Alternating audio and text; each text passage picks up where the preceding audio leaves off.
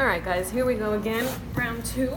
I must tell you, I'm very proud of myself for getting those videos uploaded.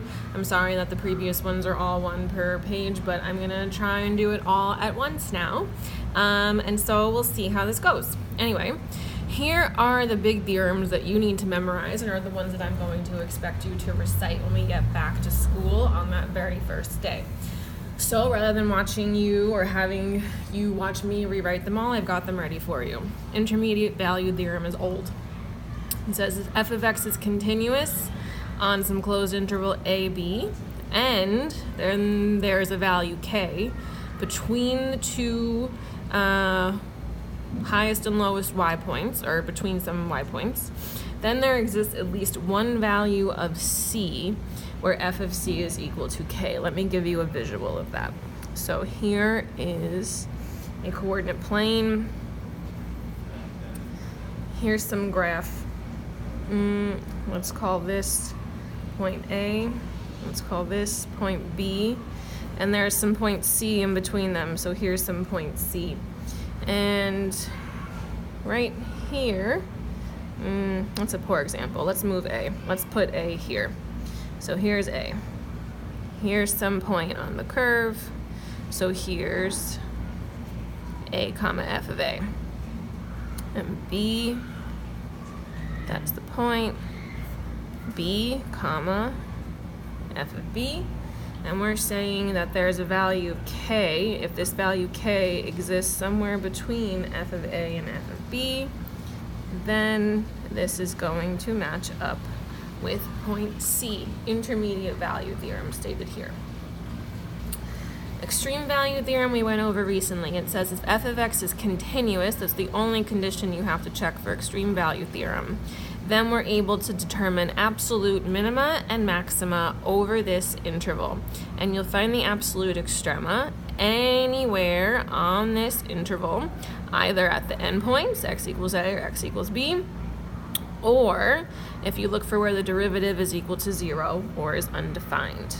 Let's do another visual. Imagine that.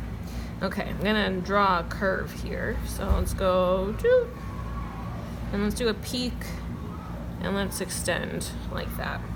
And we'll say here's point A, and here's point B, the endpoints. So we're talking about from here to here. Here's my closed interval.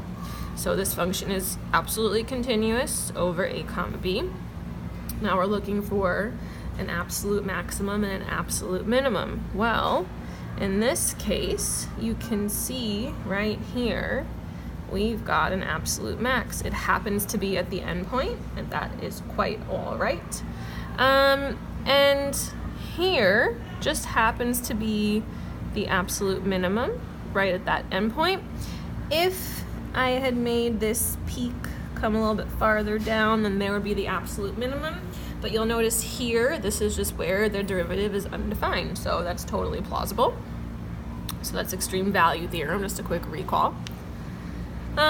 Rolle's theorem, which is a special case of mean value theorem, saying we've got a continuous and differentiable function and the endpoints are equal to each other.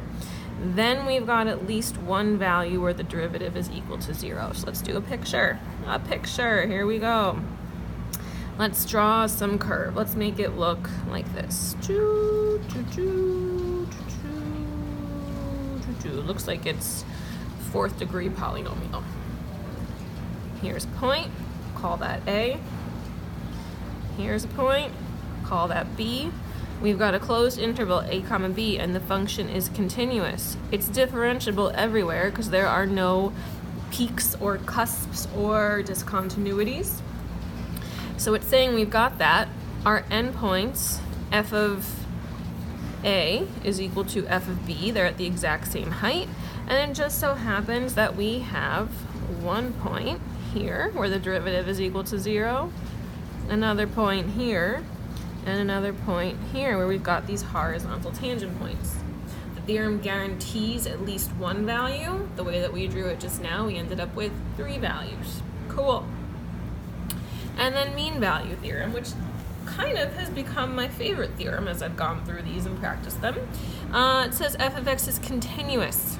on a closed interval and differentiable, only conditions, then there could be more, but the theorem guarantees at least one value where on this open interval, the instantaneous rate of change is equal to the average rate of change over the whole entire interval. So let's draw a picture. Let's say here's some curve, okay? And let's call this A and this B here. The average rate of change, so here's A comma F of A and B comma F of B. Well, that's the bell, in case you were curious. Here we go. Here is this average rate of change, and we're saying that there is some point on the curve, looks like it's about here, C, where the slope of the tangent line is equal to the average rate of change there. Don't forget, you need to memorize these 4 theorems and be ready to present them as soon as we get back. So, moving right along, next page. Now we're going to think about when we apply certain theorems, thinking about the conditions, always, always, always. So, the rate at which water flows out of a pipe, gallons per hour, given by a differentiable function R of time t, R of t. We've got a table below. It shows the rate as measured every 3 hours for a 24-hour period. So our job is to estimate the value of R prime, include units, and explain what this value means about R of t. So we've done this before. R prime of 5, if we're going to estimate it, we're going to use the slope of the secant line. And we're going to look for values around 5. Looks like we've got 3 and 6. So we can use R of 3 minus R of 6 all over 3 minus 6. R of 3 is 10.4, 6 is 10.8, and that's going to be divided by -3. And with a handy-dandy calculator, you get 0.133.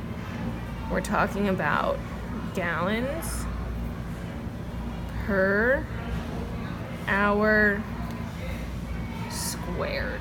Gallons per hour squared.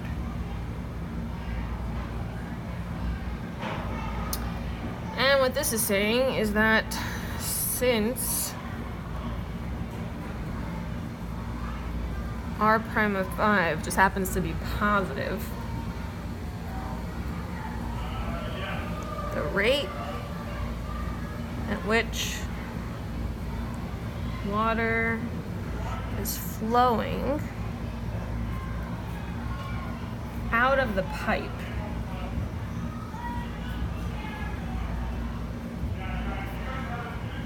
is increasing at t equals 5 hours. Also noting a typo, that squared should not be there. Gallons per hour.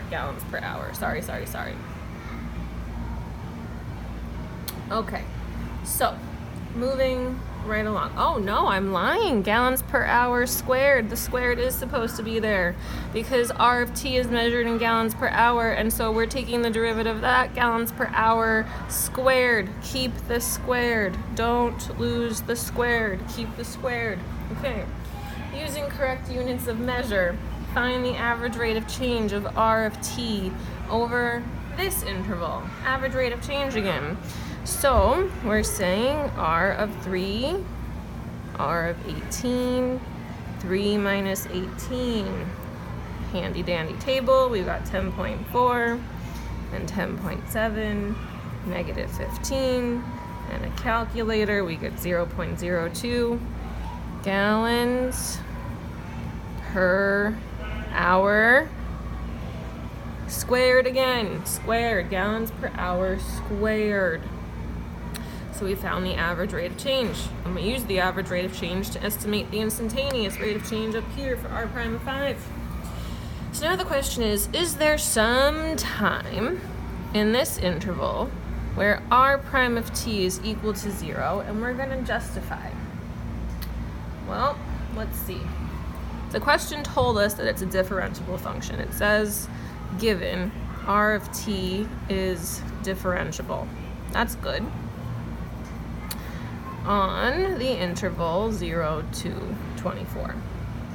And since it's differentiable on this interval, then we can say it's also continuous on the closed interval, 0, 24. And it just so happens, if we look at this interval and look at where r of 0 is, we get 9.6. And r of 24, also 9.6. We have met all of the conditions for Rolle's theorem. So we can say, yeah, there is